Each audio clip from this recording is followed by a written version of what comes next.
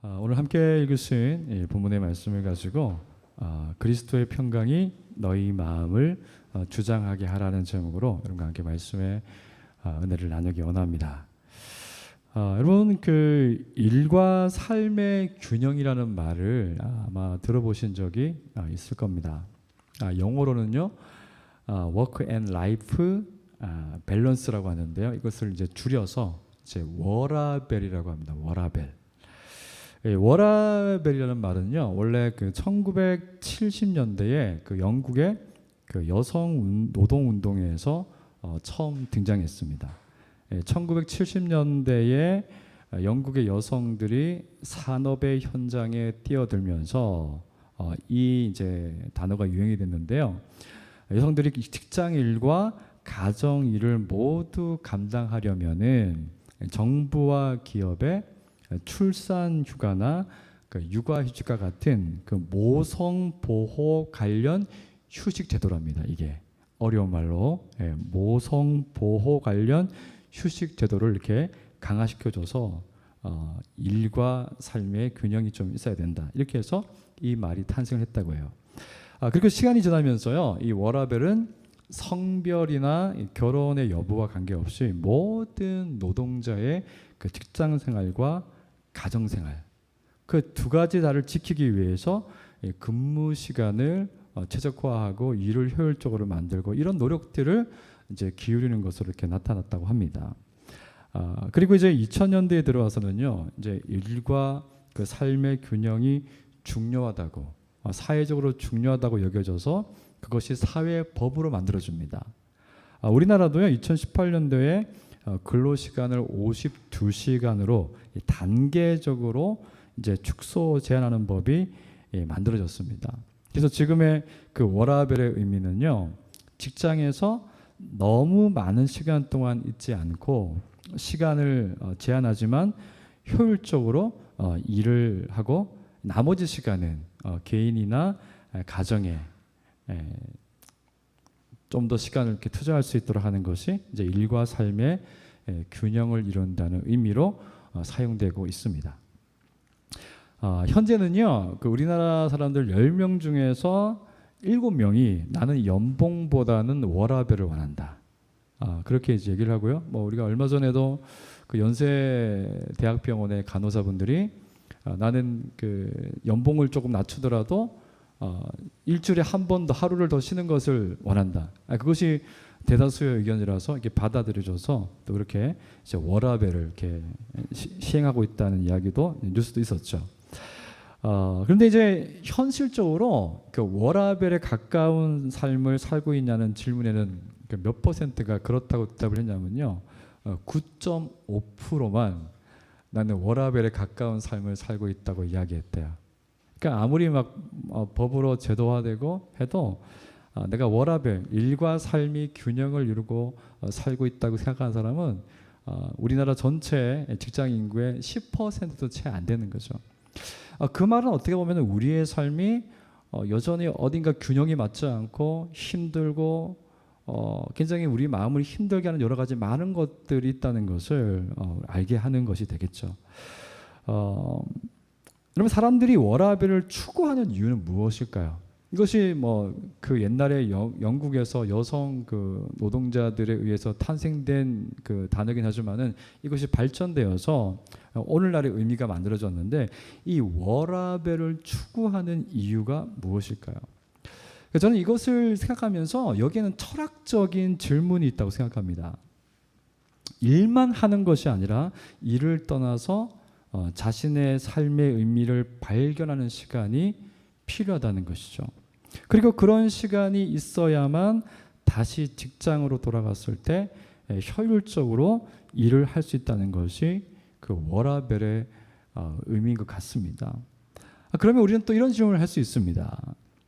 정말로 적절한 시간 동안 일을 하고 나머지 시간은 삶의 의미를 발견하기 위해서 노력한다면 의미 있는 인생을 살 수 있을까? 효율적으로 직장 일을 하고 내 삶의 개인적인 삶이나 가정에 더 많은 시간을 투자하면은 정말 일과 삶이 균형을 맞추게 될까? 여러 갈등 관계가 해소되고 마음의 평안을 얻으며 내 인생은 참 괜찮은 인생이야 이렇게 얘기하면서 살 수 있을까? 여러분 이렇게 여러분이 그 워라벨이라는 여러분의 인생의 의미를 찾게 하는 워라벨이 여러분의 인생의 의미를 찾게 하는 방법이라고 여러분 아마 생각할 수 있을 건데 정말 그 워라벨이 여러분에게 그런 어떤 인생의 답을 인생을 참되게 살아가는 의미 있게 살아가는 방식이라고 여러분 생각하시는지 모르겠어요. 제가 최근에 그 미국의 한 목사님의 그 워라벨에 대한 그 자신의 성경적인 입장을 이야기한 이제 글을 읽었는데요. 저한테는 상당히 설득력이 있었어요. 그래서 저는 그 설득력에 넘어갔습니다. 이 목사님은요, 일과 삶의 균형이라는 말은 허구다 이렇게 얘기했습니다. 그러니까 일과 삶의 균형이란 말은 성립될 수 없다고 이야기했어요. 왜 그렇게 얘기했냐면요, 다소 극단적인 것처럼 들릴 수 있지만은 이분의 주장은 이렇습니다. 여러분 원래 균형이라는 단어는요, 그 펄펄 먼지가 날립니다. 근데 그 먼지가 바람이 잠잠해지고 외부 조건이 없어가지고 그 먼지가 가라앉아요. 이게 균형입니다. 막 분진이 일어나지 않고 잠잠한 상태죠. 인생으로 말하자면 우리의 마음을 뒤흔드는 큰 사건이나 굴곡이 없고 평안한 마음의 상태를 유지할 수 있는 것이 균형이죠. 하지만 저와 여러분이 아는 것처럼 우리가 사는 인생은 잠시도 균형을 이루지 못합니다. 오죽하면 10길 물속은 알아도 한 길 사람의 마음속은 모른다 이야기하지 않습니까? 만약에 저와 여러분이 내 마음속을 내가 안다 그러면은 여러분 우리는 거의 신의 경지에 이를 겁니다. 나는 내 마음이 어떤지 모를 때가 참 많아요. 그래서 우리는 변덕스럽다고 느끼죠. 내가 참 변덕스러운 사람이구나. 앞과 뒤가 일정하지 않고 쉽게 생각이 바뀌고 마음이 바뀌고 혼란스럽구나. 그런 걸 참 많이 느끼죠. 마치 바다의 파도처럼 평소에는 잔잔한 파동을 일으키다가도 한류와 난류가 만나고 기후의 여러 가지 조건에 의해서 큰 태풍이 발생해서 바다를 휘젓는 것처럼 우리 인생도 늘 잠잠하지 않고 큰 어떤 인생의 풍랑이 문제가 일어나서 삶을 휘저을 때가 많습니다. 그래서 일과 삶의 균형이 시간을 잘 배분하고 효율적으로 일을 한다고 해서 균형이 맞춰지는 게 아니고요. 그렇게 효율적으로 시간이 주어져도요, 직장 일은 직장 일대로 힘들고 내 삶은 내 삶대로 힘든 그런 상태를 우리가 경험할 때가 많습니다. 왜 그럴까요? 왜냐하면은 여러분 인생 자체가 변수가 너무 많아요. 예측할 수 없는 변수가 너무 많습니다. 그래서 직장과 삶의 양립을 위해서 시간을 적절하게 효율적으로 사용해도요, 삶의 균형이 이루어진다? 절대 그런 일이 일어나지 않는다는 거죠. 그래서 우리는 그 삶의 균형이라는 그 어떤 방법을 통해서 내 삶이 괜찮아질 거다. 일을 효율적으로, 시간을 효율적으로, 일을 적당하게 했으면은 또 휴식을 통하여서 다시 일의 자리로 돌아갈 수 있도록 하는 아주 건전한 방식을 고수하면 내 삶이 괜찮아질 거다. 내 삶이 안전할 거다. 내 삶이 좋아질 거다. 이런 방식에 사실은 기대고 있는 거죠. 워라벨이라는 방식에 기대고 있는 거예요. 근데 실제로 그런 것에 기대어도요, 우리의 삶은 변수가 많다는 거예요. 그리고 일과 삶을 이제 분리시킨 듯이 이야기하고 삶은 일의 반대 개념, 그리고 일은 삶의 반대 개념처럼 이야기하지만 여러분 일과 삶은 분리되지 않습니다. 그리고 일은 삶의 필수 요소이죠. 우리가 일 없이 어떻게 살아갑니까? 엄밀히 말하면 목사라는 직업도 일이죠.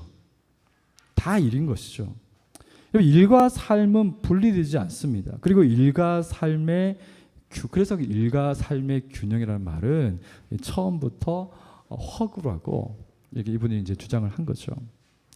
그렇다면은 만약에 우리가 워라벨이라는 어떤 방식을 통하여서 우리의 삶의 의미를 찾을 수 없다면 우리는 어떻게 해야 될까요? 우리는 일과 삶의 균형을 이루려고 애쓰는 대신 우리가 추구해야 되는 것이 무엇일까를 생각해야 됩니다. 그것이 오늘 본문에서 우리에게 주시는 말씀이죠.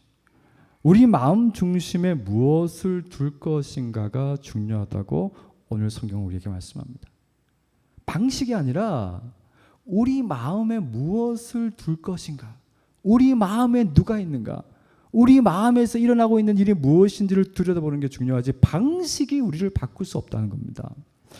여러분, 우리의 마음을 평정하고 있는 것이 무엇인지에 따라서 우리의 내면의 반란, 내면의 반란이라는 것은 우리가 일정하지 않다는 거죠. 늘 우리 스스로 너무 우리 자신이 혼란스럽고 우리 자신이 변덕스럽기 때문에 끊임없이 내면의 반란이 일어나고 예측할 수 없는 외부의 일에도 거뜬하게 균형을 잡을 수 있거나 아니면 균형을 잃어버린다는 거예요. 우리 마음 중심에 무엇이 있는가에 따라서. 그래서 오늘 여러분 말씀을 보게 되면요, 진정한 삶의 균형을 이룰 수 있도록 만드는 것은 오늘 성경이 뭐라고 그러냐면요, 그리스도의 평강이 우리의 마음을 주장하게 하는 것이다. 그리스도의 평강이 우리의 마음을 주장하게 하는 것이다. 이렇게 얘기합니다. 그래서 저는 오늘 말씀을 통해서요, 우리가 오늘 말씀을 통해서 일과 삶이 별개가 아니라 그것을 쪼개지도 않고 일과 삶을 하나님이 하나로 만드셨고 또 그 삶 속에서 그 하나된 삶 속에서 우리가 그리스도의 평강이 우리 마음에 있기 때문에 우리가 삶에서 안전과 균형을 이루는 그런 삶이 있기를 주님으로 축복합니다. 그래서 첫 번째로 나누고 싶은 것은 뭐냐면요, 이 그리스도의 평강이 너희 마음을 주장하게 하라는 말씀의 의미가 무엇인가 하는 것입니다. 여러분, 성경의 이 평강이라는 그 단어는요, 그 그리스어로 그 에이레네라는 단어가 사용되었어요. 이 에이레네라는 단어의 의미는요, 치열하다는 말로는 표현할 수 없는 그 전쟁의 참혹함. 그 전쟁의 참혹함. 저는 그 며칠 전에 러시아군이 후퇴하면서 엄청난 지뢰를 매설했어요. 근데 그 지뢰밭에 떨어진 그 우크라이나 군인이 있었는데 지뢰밭에 한쪽 다리를 잃었죠. 그리고 움직이지 못하니까 우크라이나 그 군인 차량이 들어가서 그 동료 군인을 구해내기 위해서 점프해서 뛰어내렸다가 바로 지뢰가 터져가지고 두 다리를 잃어버리는 그런 영상을 봤는데요. 절대 전쟁은 일어나서는 안 되는구나. 그 참혹함이 느껴지더라고요. 근데 여러분, 그 전쟁의 참혹함 속에서 어느 순간 양 진영이 뚝 하고 전쟁을 멈추는 것을 에이레네, 평강이라고 얘기합니다. 이것이 평강의 의미입니다. 그 차가운 스틸의 그 총구가 벌겋게 달구어지도록 서로를 죽이는 그 첨예한 대립의 순간이 계속되는데 어느 순간 뚝 멈추는 거죠. 근데 실제로 그런 일이 있었어요. 세계 1차 대전 때 그 벨기에에서 영국군과 독일군이 전쟁하다가 성탄절을 맞이해서 상급의 지시가 있는 게 아니라 그 최전선에 있던 군인들, 독일군과 영국군들이 서로 성탄절이니까 하루를 휴전을 했어요. 최전방에서. 그리고 서로 악수하고 음식을 나눠 먹고 기념 사진을 찍고 거기에 대한 스토리가 30만 건이 있다 그래요. 역사적으로 그런 일들이 그 일이 있었다 그럽니다. 여러분, 그렇다면 그리스도의 평강이라고 하면 예수님이 어떤 큰 전쟁을 한순간에 종전시켰을까요? 예수님은 어떤 전쟁을 종식시켰습니까? 여러분, 구약 성경 창세기에는 하나님을 향한 아담의 그 반역을 기록하고 있습니다. 아담이 선하고 아름다운 하나님을 의심하고 그분의 말씀에 불순종했을 때 하나님과 인간 사이의 평화가 깨졌습니다. 하나님은 사람과 영원히 사랑하며 친밀한 교제를 나누기 위한 계획을 세우셨죠. 하지만 사람이 하나님을 의심하고 불순종하면서 사람이 스스로 하나님과 자신 사이에 큰 벽을 세웠습니다. 하나님이 나를 용서하지 않을 거야. 내가 받아들여지지 않을 거야. 나는 이제 스스로 살 길을 찾아야 해. 내가 모든 것을 결정하고 모든 문제를 해결해야 해. 하나님이 없는 삶을 시작한 사람의 인생 자체가 사실은 전쟁의 기원입니다. 하나님을 끊임없이 거부합니다. 그리고 자신의 왕국을 만들죠. 그리고 그 왕국이 위협받는다고 생각하면, 누군가가 내 경계선 안에 들어오면은, 내 경계선 들어와서 내가 원치 않는 일을 행하면요, 전쟁이 벌어집니다. 하나님의 평화를 스스로 깨버린 인간은요, 자기 자신도 믿지 않지만 내가 아닌 타인에 대해서는요, 근본적으로 신뢰하는 마음이 없습니다. 그래서 사람들이 조금만 내 마음에 들지 않는 행동을 하면 적대감과 두려움을 느낍니다. 여러분, 우리의 사고는요, 미래에 대한 긍정보다는 부정 능력이 훨씬 강합니다. 그래서 하나님과 평화를 발로 차버리고 나온 인간의 역사는요, 그 자체가 전쟁이 되어버렸어요. 여러분, 인류의 역사는요, 전쟁의 역사라고 보면 됩니다. 여러분, 인류의 역사를 보게 되면은 전부 전쟁이에요. 죽고 죽이는 전쟁의 역사라고 보면 됩니다. 그런데 인간이 하나님을 향해서 선전포고한 이 전쟁을 종식시킨 분이 바로 예수 그리스도입니다. 에베소서 2장 14절은 이렇게 얘기합니다. 그는 우리의 화평이신지라. 둘로 하나를 만드사 원수된 것 곧 중간에 막힌 담을 자기 육체로 허시고. 여러분, 예수님 십자가에서 우리 죄를 담당하셨기 때문에 하나님과 우리 사이의 담이 허물어졌습니다. 예수님 때문에 이제 우리는 부끄러운 모습을 그대로 가지고 하나님께 가도 하나님께 용납받고 받아들여집니다. 그리스도를 의지해서, 구원자이신 그리스도를 의지해서 하나님께 가면 받아들여줍니다. 이것이 평강입니다. 그리스도의 평강이 너희 마음을 주장하게 하라는 것이 말씀이 바로 이런 뜻이죠. 예수님 때문에 아무런 조건 없이 하나님의 무한한 사랑을 다시 받게 되었습니다. 근데 우리 죄의 본성은 그렇지 않다는 거죠. 계속 나는 하나님의 사랑을 받을 수 없어. 나는 이런 이유 때문에, 이것 때문에. 그러니까 자꾸만 하나님의 사랑이 없다고 생각하니까 내가 무엇인가를 자꾸 하려고 하고, 내가 내 마음속에 있는 두려움 때문에 사람들이 싫고 상황이 싫고 막 그렇게 되는 경우가 되게 많은 거죠. 근데 예수님 때문에 우리는 죄와 죽음에서 안전합니다. 인류의 가장 근본적인 문제가 해결되었습니다. 여러분, 이 진리, 예수님이 만드신 평강이 그 마음을 통제하고 있는 사람은요, 어떤 인생의 문제가 쓰나미처럼 몰려와도 잠시 두려워할 수는 있죠. 잠시 걱정할 수는 있습니다. 하지만 바다에서 우리가 만든 뗏목을 타고 있으면요, 작은 파도에도 두렵습니다. 여러분, 그런데 여러분, 이 바람아 바다야 잔잔하라고, 여러분 갈릴리의 바다의 그 풍랑 속에 갇혔을 때도 그 자리에 그 배에 예수님이 계시면 괜찮아요. 바람아 바다야 잔잔하라 하니까 그 바람과 바다가 잔잔해집니다.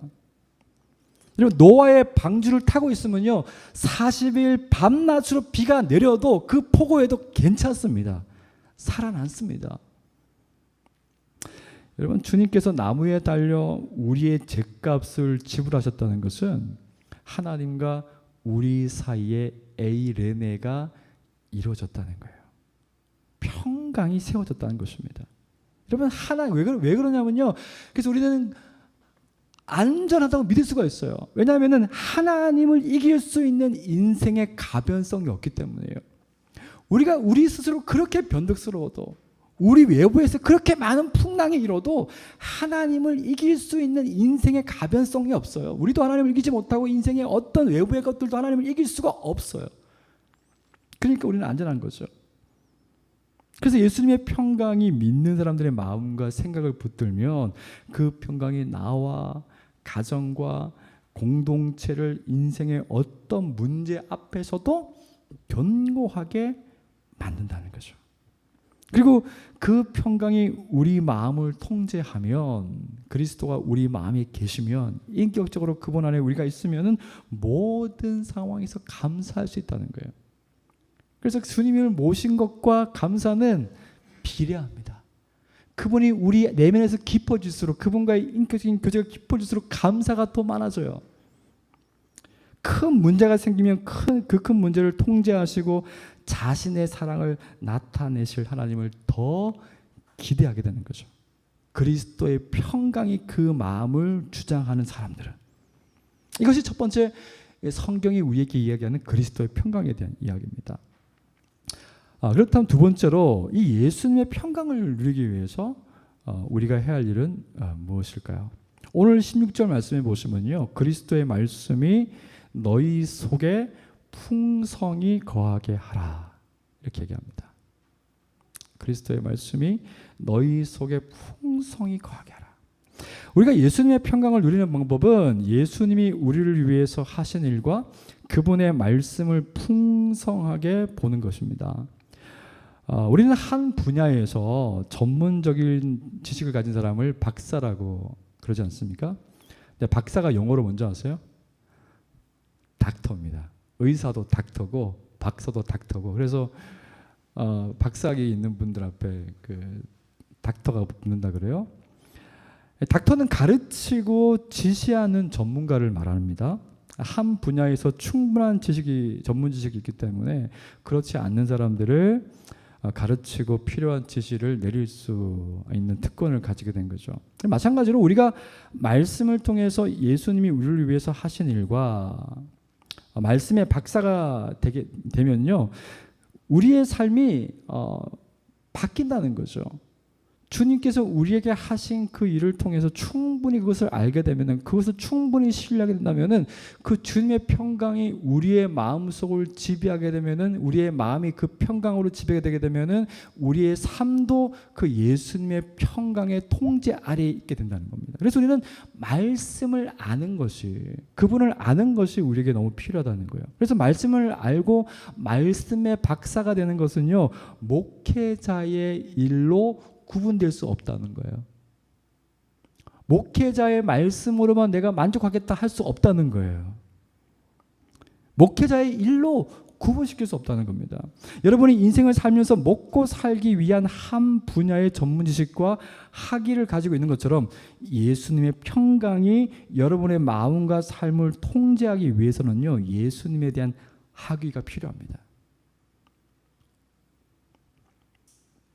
예수님을 공부하듯이 아는 것뿐만이 아니라 그분은 우리의 인격의 원형이기 때문에 우리는 예수님과 인격적으로 친밀해질 수 있어요. 우리가 성경을 읽으면 그분의 말씀을 인격적으로 듣는 것이죠. 우리가 기도하는 것은 그분의 말씀에 인격적으로 반응하는 것입니다. 그래서 여러분이 성경의 말씀을 매일 깊이 묵상하고 그 말씀을 가지고 깊이 기도하게 되면 예수님이 여러분의 마음과 삶을 통제하게 됩니다. 여러분 마음속에 예수님의 평강이 임하는 거죠.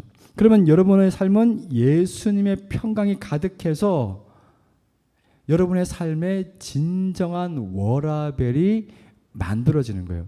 일과 삶을 분리시키지 않고 일과 삶을 통합시키고 그 모든 것에서 하나님의 평강, 예수님의 평강이 이루신 하나님의 구원을 경험하게 되는, 이것이 예수님을 우리 마음 중심에 모시는 일입니다.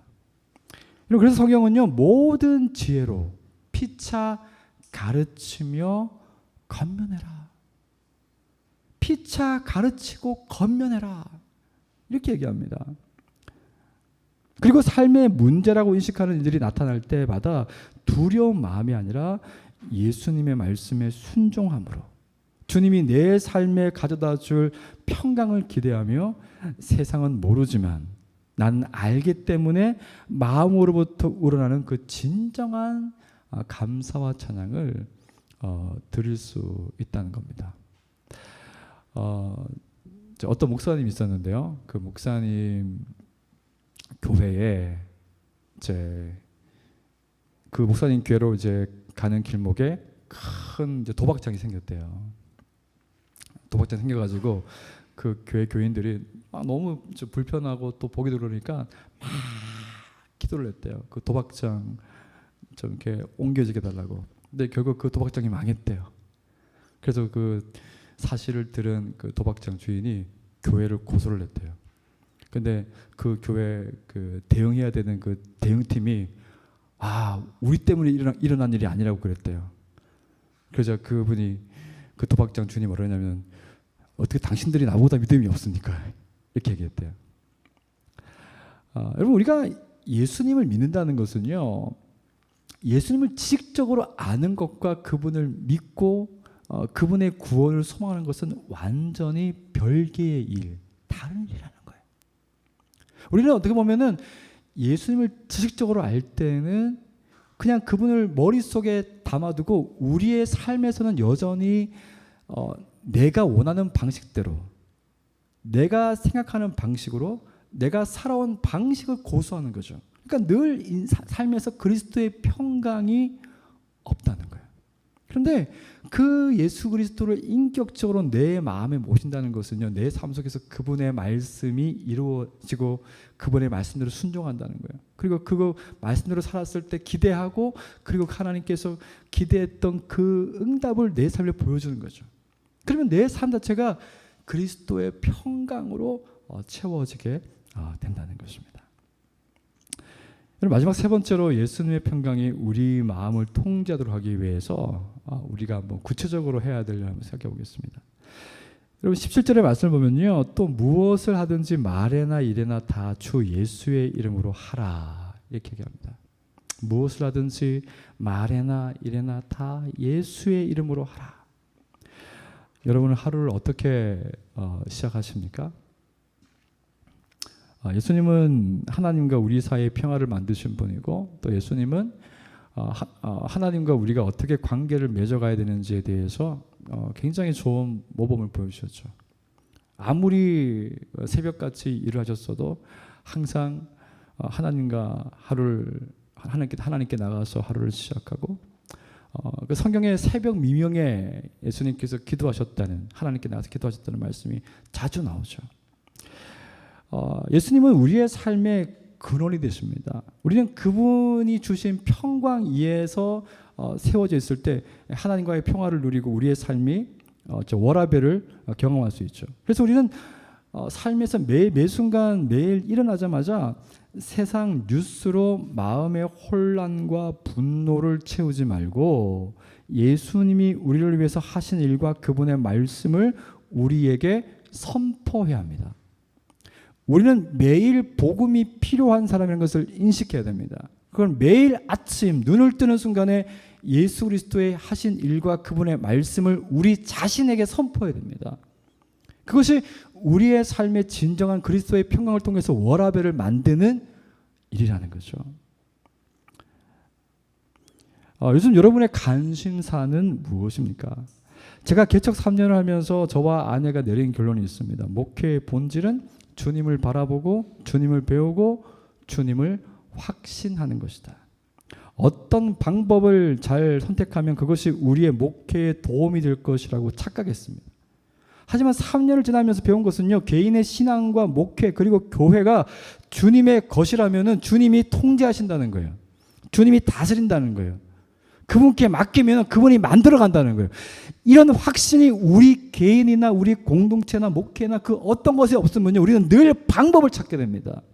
그 방법이 실패하면은 우리는 하나님이 없다고 말할 수도 있습니다. 근데 아니죠.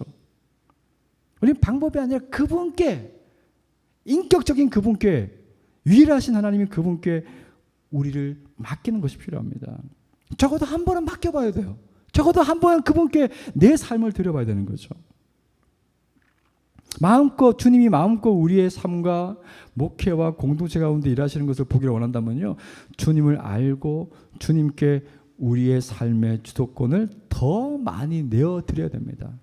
우리의 구원자이신 예수님을 바라보는 것입니다.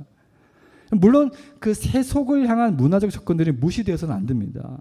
제가 하고 싶은 말은요, 주님이 있고 일의 올바른 방식이 있어야 하는 것이지, 주님이 없으면서 아무리 좋은 방법을 사용한다 할지라도요, 결국 아무것도 남지 않습니다.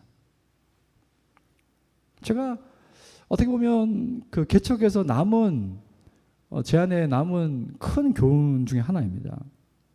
여러분, 아침에 눈을 떴을 때 여러분의 마음을 통제하는 이슈는 무엇입니까? 여러분, 무엇에 분노하고 무엇에 휘둘리고 무엇이 여러분의 삶을 하루를 살게 합니까? 아니에요. 그리스도의 평강이 여러분을 주장하게 하십시오. 그리스도의 평강이 여러분의 마음을 붙들게 하십시오. 그러기 위해서 여러분이 하나님의 말씀을 보세요. 그리고 하나님의 말씀을 묵상하고 그 말씀을 가지고 기도하십시오. 인격적으로 주님과 교제하십시오. 그 말씀을 통해서 내가 오늘 하루를 살아내야 될 하나님의 능력을 구하십시오. 그것이 우리의 마음의 평강을 얻고 우리의 삶의 평강을 얻는 참된 워라벨이라는 거죠.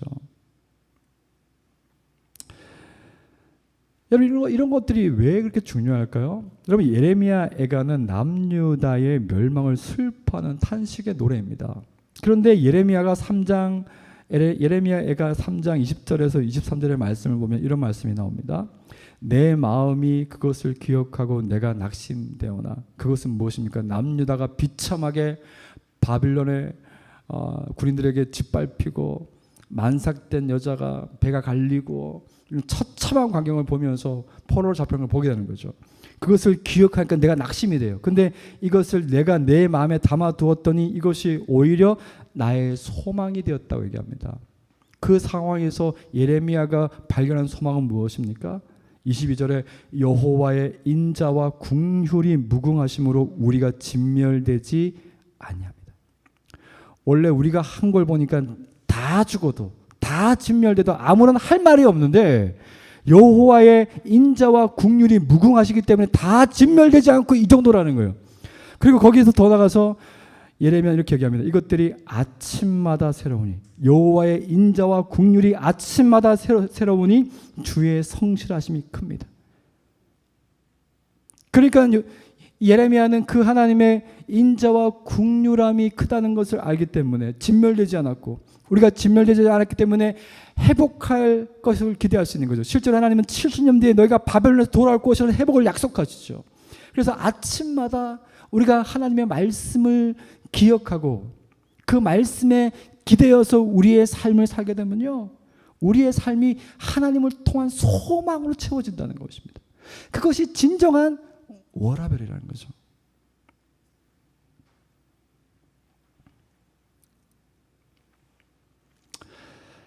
여러분, 말씀 맺겠습니다. 여러분, 천국은 완전한 곳이죠. 하나님이 완전한 분이기 때문에 천국은 완전합니다. 그런데 굳이 천국에서 흠을 찾는다고 한다면 손과 발 그리고 허리에 상처의 흔적을 가진 30대 얼굴로 보이는 청년이 있다고 합니다. 이 땅에 역사적으로 예수님이 오셨다는 것을 우리도 눈으로 확인하는 날이 옵니다. 예수님이 부활하시고 하늘로 승천하셨을 때 성경은 예수님이 하늘로 올라가신 모습을 본 그대로 다시 세상에 오실 것이라고 말씀했습니다. 여러분, 예수님이 세상에 다시 오셨을 때 우리에게 하나님의 사랑과 평강을 주시기 위해서 나무에 달리신 예수님의 그 흔적도 보게 될 거예요. 손의 흔적, 발의 흔적, 창의 흔적을 보게 될 겁니다. 그리고 그 흔적은 아마 영원히 지워지지 않고 남아서 우리가 예수님을 영원히 찬양하는 제목이 증거가 될 겁니다. 여러분, 이 땅에서의 삶도 마찬가지입니다. 여러분, 바울은 자신의 몸에 예수의 흔적이 있다 그랬어요. 그 말씀의 내용이 뭘까요? 자기는 예수님 때문에 난 이런 삶을 살았다 자랑하는 게 아닙니다. 예수님을 위해서 매를 맞고 돌을 맞아 생긴 상처, 풍랑 때 배에서 겨우 살아남아서 생긴 큰 흉터, 그 흔적은 바울이 예수님의 사랑에 반응해서 그분을 자신의 삶에 모셨기 때문에 일어난 거예요. 여러분, 예수님이 내 삶에 있기 때문에 이런 고통조차도 감사하다, 찬양할 수 있다. 그런 삶을 우리가 살아본 적이 있습니까? 지금도 감사하다, 지금도 충분히 감사하고 찬양할 수 있다. 여러분 이 세상에서 하나님의 하는 일들 가운데 영원히 하나님께 기억되는 것은요, 여러분의 마음과 삶에 예수님을 모시고 그분과 동행한 기록만 남습니다. 여러분이 한 일 중에서 하나님이 기억하는 일은요, 그리스도가 없는 일은 기억되지 않습니다. 어떻게 보면 그리스도가 없는 일은요, 어떻게 보면 죄일 가능성이 커요. 그리스도가 없는 우리의 삶의 모습은 하나님 보시기에 얼마나 안타까워 보시겠어요. 차마 하나님이 안 보시는 게 좋죠. 저와 여러분의 마음을 주님이 통제하게 하십시오. 그리고 여러분의 삶은 예수님으로 가득 채워질 겁니다. 그리고 그 예수님이 우리의 삶을 통제하시면은 우리의 삶은 어떤 상황에서도 하나님을 향한 감사와 찬양의 시와 노래를 만들어서 부르고 우리 마음속의 기쁨은 날로 커져간다는 것을 기억하시고, 여러분 우리가 이 한 주간 우리의 마음을 그리스도의 평강이 주장하게 달라고 고백할 수 있는 저와 여러분 되시기를 주님 이름으로 축복합니다.